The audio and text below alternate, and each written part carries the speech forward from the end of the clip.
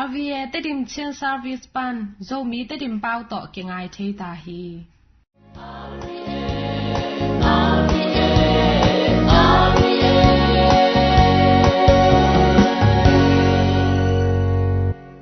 tu ni lungdam na lai siang thong ma te lian som ni aneu khat pan som le guk chiang bang hang yam chi le van tung ga min lenga hwana na sem ding mi a chiang ding in sing tung in akwan khia hwan nei pa to ki bang hi ama in na sem ding te to ni khatin tangka san pe khat thalo ding in aki thukim khidu chiang in amau te alenga hwana akwan sakhi jing sang nai kwa pol in ama pai khia a ban zuang na muna bang ma sem lo in ading mi pol khat amu hi amau te kyanga no zong pai un la kalenga hwana wakwan un akilom za thaman kong pe ding hi achi chang in amau te zong akwanu hi sun hun pol le ni tang nai thum pol in ama pai khelew lew a to ma bang in achal hi ni tang nai nga pol in ama pai khe ki kin na sem lo a amo kom mi pol khan mu a bang hangin sun thapai bang ma sem lo in hilai a mok ding na hi u hiam achi hi amau te in kwa ma in ko hong cha lo hi chi in atong u hi ama in amau te kyanga no zong kalenga huana wakwanon chi in achal hi ni tak vai acha u chiang in lo nei pa in sum kem pa kyanga na sem te samen la akwan no nong te a kipan in akwan ma sa te dong in ani tha u pya in achi hi nai som le khat pol akichial na sem te pa u a tangka san pe khat chiat apya u hi tu in akwan ma sa te hong pai u a atam zo anga ding in akilam enu hi ahi zong in tangka san pe khat beng ma anga u hi ana sep thamanu asanu chiang in lo nei pa tung a lungkim lo in aphun u hi amau te in hongkwan nu nung te in nai kha sung bek sem na pi in nisa thwa kin gimpi tol pi a sun thapai asem ko te to na ki kim sakhi achi u hi ahi zong in lo nei pa in amau te laka mi khat kyanga lom o keima in natunga athuman lo in kakam tan na om lo hi nang ma in dangka san pe khat thalo ding in keito akithukim sa hi lo na hi hiam hi na thalo sa sumla in la cha in kachal na nung pen te zong nang kong piak za ma ka penwam hi keima sum ka ut bang in ka za theina ding hi lo a hi hiam to a hi keile ka chin na te hang in hazan na nei na hi hiam achi hi to a hi chang in anu nung te masading a amasate nu nong ding hi achi hi hin to pa lungnam na lai siang tho a hi hi Christu to pa o na tunga phanna om ta he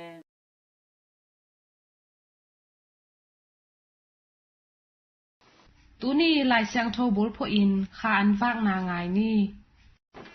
tu ni lungdam na lai siang tho luka alian som anel som ni le khat panina avie asa ngai Pungwit tuzui ule naute tuni isim lungdam na lai siang chuwina mate alien som ni aneo khat panina som le gung na chiang hi hi ilai siang lo sunga topa isuina chugen te na khat ungena toina van tungam to isai hi hi topa isung ge na hi chugen te na atomina enni bantung kamina bang to ki bang hiam china to pai so again na a lenga huana na sem ding na lenga lo nei pa wan hiain to akwan hian na muna amu mi te alowa na sem ina sami i asa mi te i tak changina jingtung panina nita nitum kwandong asap na imuthei masa penina jingsang nai guk polina polkhat sami nai kwa poltak chaina polkhat sam lew le hi sun somle ni tang nai thum ni ta nai nga dong amu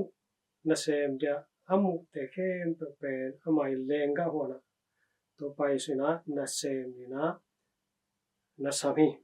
ina ni tak hong tun tak chang ina na sem te ni tha pe ri na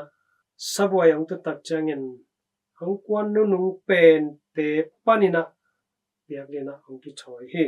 hong kwan nu nung nai ni tak nai nga hong kwan te samina dinari pe khat ya hi to voi na ban nung samina jing sang tu nai guka kwan te dongina dinari pe khat ta bek pe chi chari ibangina apiak ap na pen lo ana sem akwan te ina khalle kan ki hoina akwan nung pen ten nga zale akwan masa pen te nga za ki mai manina akwan masa pen zim tu akwan sunda payana sem te lungkim loi manina lo nei pa kya nga ong phono hi ina hi thugen te na pen to pai sun bang hangin angen hiam chi lungai to ni leitung thu in le hangina akwan masa pen te na tam nga le kilom hi akwan nung te na nai khat sung bek nai khat sung na ngon sem khalowina akwan masa pen sun ta pa ya kwan te is nga za ma to akebain nga ai mani hi pen tayalo hi ki chi thei ai zungina pasiani mit mu na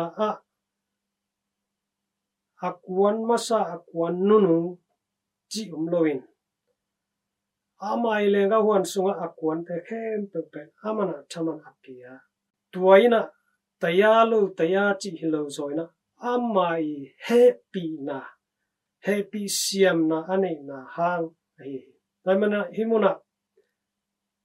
nikhata nasep thaman pen asap maina nikhatinari khatto akichiam saimanina hi nasem lo nei pa pen thuma lo kichete tu aloi akwan masa pen tek to akithukim na jong dinari pe khat mai manin thuma lo hi kichete loi ahangina hi akwan masa pen ten bahangina akwan nung ten hi za nga na pin ko hi za nga kaiwam achi chiangina hina bang musakhiam chi leitu mi te na khalle khat ki ha za wi khalle khat sangina dang khat iveng te chini khat pe ei sangina ata zo tak changina ki ha za hi atak takin chile hangin oh no ni taklam ni tum kwana kwana hangina hi za ma lo nei panong piamnan lungdam hoi inas lo nei pa pen thupie chena alung kim mama ri thui koltena mudi ta poa che nakim na pam na ve na pam te na thupa anga na ana se pasil bol teu tung to ni na gale wi amu na tung to ni na nalungdam pi di hi zo hi yana ite pen to bang hilo zoina khat pe aongin tak changina amai aongina tung to ni na lungdam pi di sangina mo sang na kinai khathei zari to men hi van tungam thu to pai jung gen na tung to ni na etena bang chi bang na thala the di hiam to pa na amai lenga hon so mitam pi tak sami nung pai lim di pen ade hi nung pai mas apai masa apai nu nung chi thu pi masaloina nung pai lim di hi lenga hona nung lu lim di na nung sep lim di pen to pan ade hi to mena alut masate tale alut nung te tale akibangina to pana thaman na pya hi bang to ki bang hiam nuina atate tali lenga ane na sunga atate I zok pai zok chi ane lo ma bangin pasianin zong ite I zo I tuam chi bam le vek pina kikimina ong itena thupang peno I taman ite arina alum ki moi ma mai na bang hiam tunin amai lenga huana na kwan nai ke le ki thoin la ba kwanin akwan masate I nga za ma to pana nang ong penon hi tomenina to pai kam chiam sa ma bangin amai thaman ong pe ri thaman anga rina vek pin ki thoin to pa lenga huana kwanin ama de na bangina na sem chani china cha ki pya hi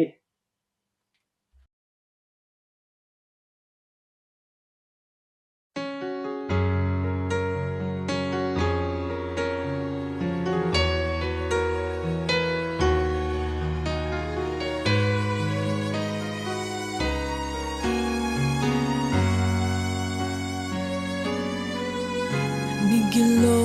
te bol sia thuakin si sanai santo kidimin huding nei lo mi pakhat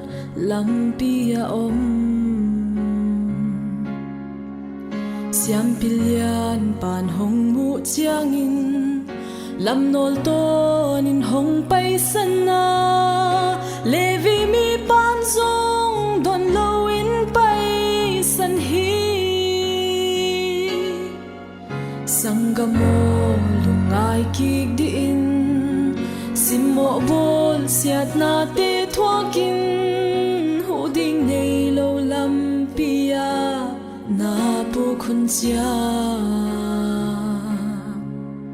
namuan ten hong ki mu mo bol nalame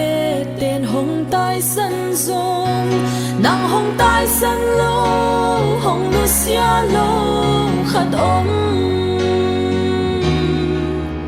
tua in hong i jesu hi sun le san in hong ke ma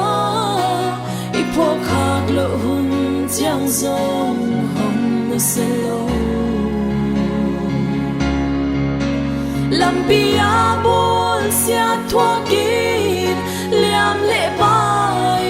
ni pok chia aman hong phong in aliang ko tung hong pua hi na i mut sung kal nang ngonin van tung mi ten hong jing dinga na khan lo chiang zong na pai nam hong hil di gimin to lin na ba hun chiang mu van lai tha hong quan dinga da na me pi te hong kan tan pi ding hi tua in hong i jesu hi sun le zan in hong ke ma i pho khak lo hun chiang zong hong nu se lo lampia bol sia thuakin liam le bai ni puk chiang aman hong phong in aliang ko tung hong pua hi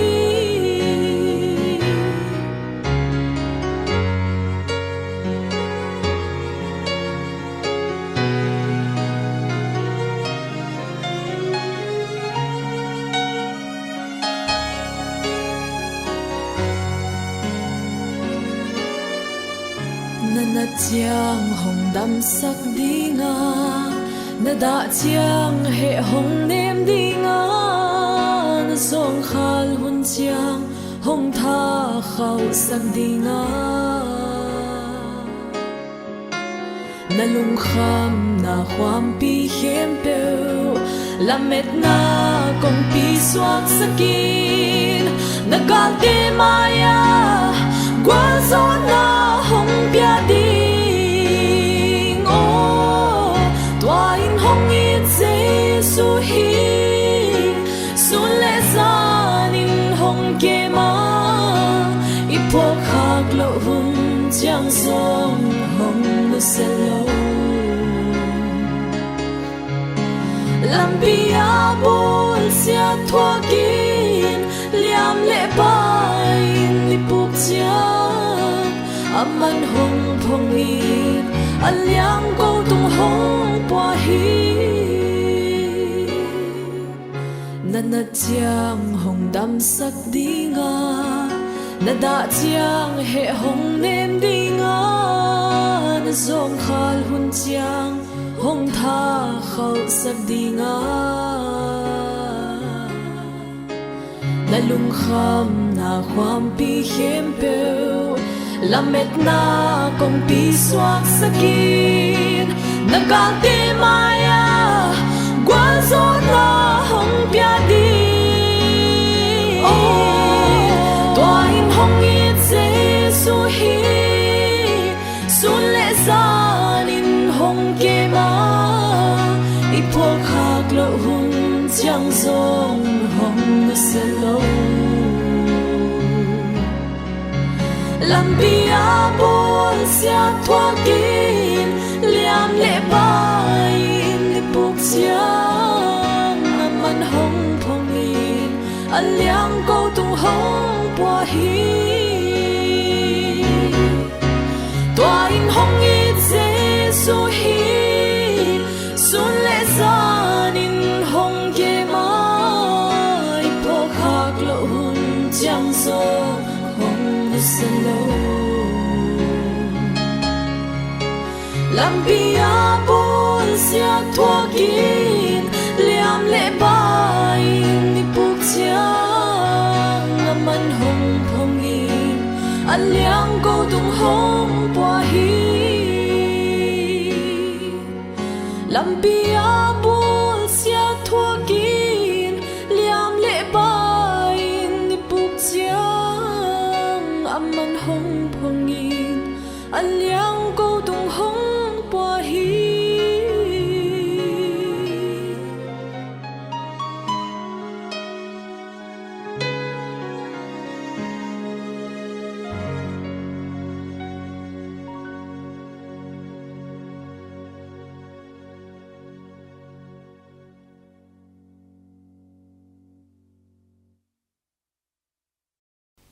tui na ki pum khan nang thulu to thugen na selian tungpan ngai ni to pa sunga kongi josuan ule naute o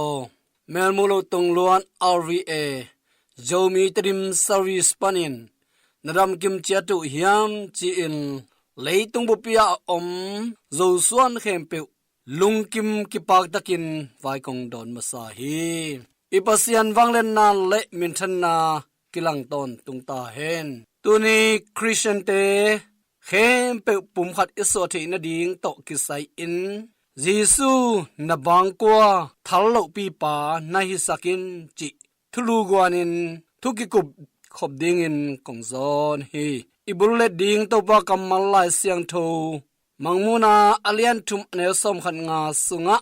nagam tan na te a hi song in nangin volla vollo sala salo nahi na thu a hi song in kathe hi vot hi tale a hi kele sa hi tale kade hi chin pasianin anung zui pi zohang mang amu sang na thu tunin egi Christian zawun toite aring in kituak kasapama ma hi sangam zo suan tateo mimbang pian na zolei non nuam et ki chang in eri tule zakwale gukum la in tuipum por pi zogama hongtungin tun kum zawa bang hongikhin zota hi eri tule zakwale som thum le kwa kum chiang in katrik por pi hongtung ki lewa tu in kum som sagi le kum nga diamond jubilee hongching ta hi to bang dan a hi manin a Christian te nun ta khosak zia te yet ki chiang in topa nalama pi chin huai phama ma hina pi in pasian hong piak sa ngeina kip te le pasian kamal lai sang ro te por pi thukhun thu chin te kha so pam pai kha hi manin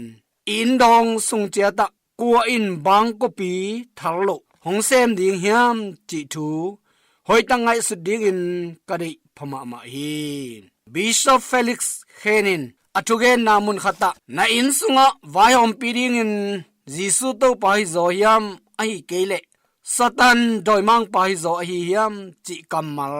tuni in iphok kik pa lian ding in hoi ka saphama ma hi ui te bekin aluak sa ante ne ki hi vokpi in zong abual khinna sa bual ma bual ki zel zel hi to hi manin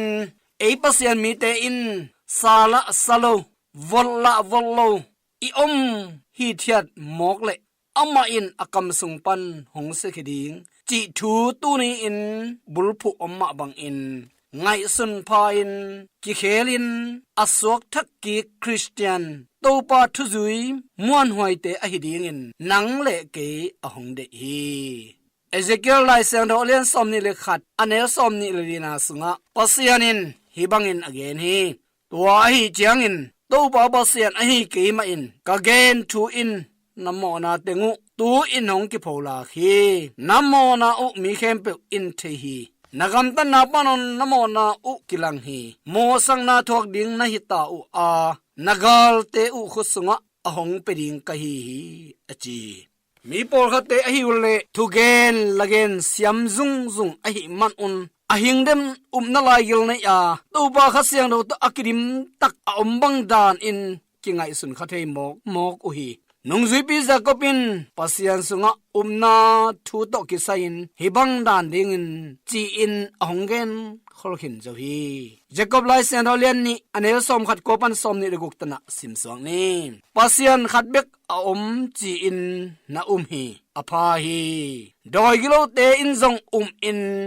ki ta in aling u hi ki phasak pao nagam ta thoina omlo in na in phatom na omlo hi chi thei nuam na hi hiam na in ama gam tan na to bol phako ma gam ta thoina hangin na akiching hi chi in na thei ta in Abraham in pasian ama na in ama aring in ding na bangin kicham te hi chi in again na kiching bek thamloin pasian lom pa hi chi na zong anga be hi mi khat in na bek to dikisang na anga ahi ke hi gam tan na to anga hi chi in na thei u hi to ma bangin numei gilo lahap in sol tak te atun sakhit zo chiangin lam tuam khata atia saking manena gam tan na hoi hangin dikisang na nga hilo hi hiam kha to omlo pumpi asi ai ma bangin gam tan na hoi omlo na in asi he chi in tu ni in zomi ulenaw te khem pevin itel kim chat pa na ding in kadai lian bel a hi tul khat za ko som ko komen crusade mun khata pasa khatin hi thu again hi por pi ki samlo na bek ki sami achi ki zote nang ko por pi a na hi hiam na na mun ki en ki ken la ki sit talin chin a ong zo hi sia pa kamal ken agal pek panin kanangai yi ye a tua sia pa i thugen te ama le ama kitukal in ki pal kha a atuk ding la hoi ka sama ma hi lai siang tho effect alien khat anel som ni ban som ni thum sunga hi bangina anachi hi pasianin Christu khenoya na khempe khesuak a na khempe tunga a uk lutang suak sak in por piaring in apia hi tua por pi in na khempe to akiching sakpa kichin na a hi Christu pumpi a hi chin misano poluin siang tho kichian kitel takin ahongen siset khinzo hi to bai zu photsa porpi sunga ama thujuiten ahingden na laigil nei a ton tung nun tang nop sangna anga theina ding in to pa sunga ano sok ton tung theina ding on pasian thuba te nga theinang a hi lamjing hongbol saka tua lamjing te pen sacramentu namsagi te akichi a hi zawun toy sangam te o tuni in idin namun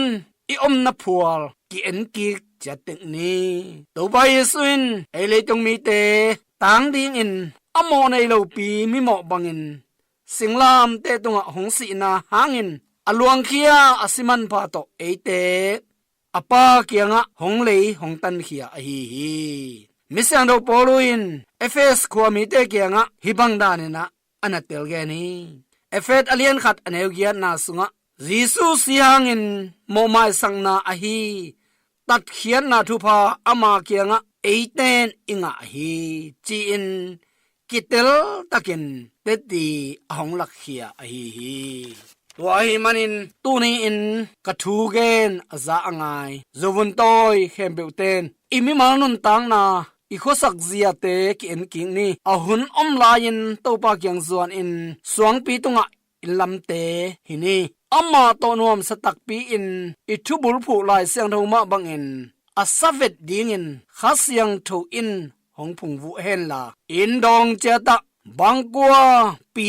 thalo ding in Jesus Christu to pa hisak chian ni lungruai tak ka thugen hongai sakhem peute tunga ipasianin lungnom na le ki in na thupa te hongpeton tungta hen kalungdam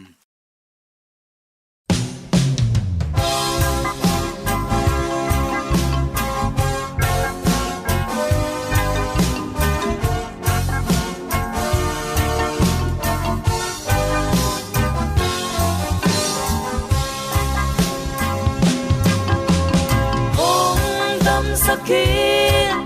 to pa kanana hong mu sakit na bolam dante hong siang sakit to pa kanuna hong hat sakit atane kataong kau sakit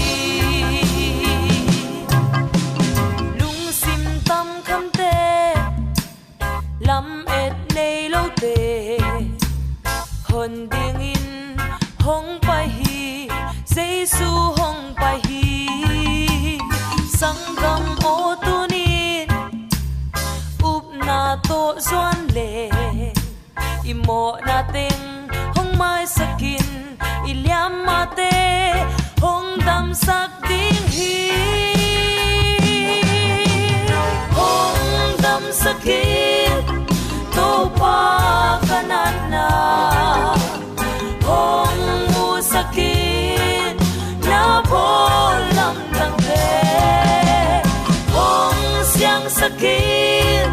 to pa kanuna hong hat sakit atanem katahong kau sakit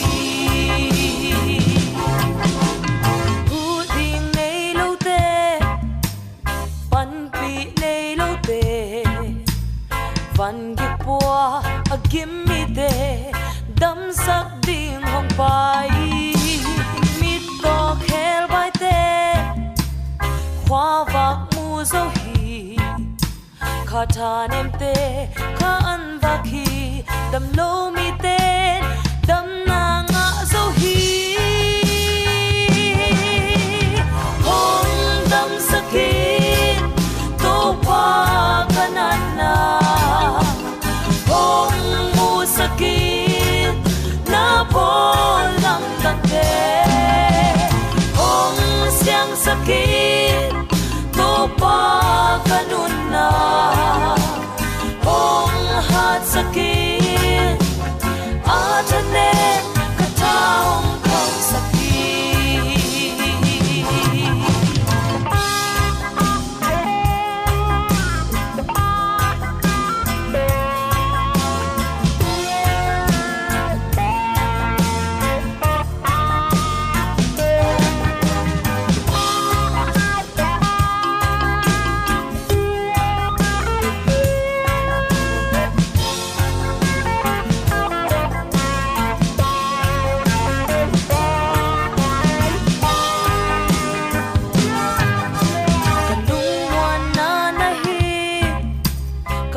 swang pi na hi na it na happy na lam dang in liane yang vai gen thei te bukim lo te nang ho it na dam tui bang na lan ta tol nyam mi te dum sang to pa na hi hong dam sakit pa kanana hong mu sakit na bolam dangte hong siang sakit to pa kanuna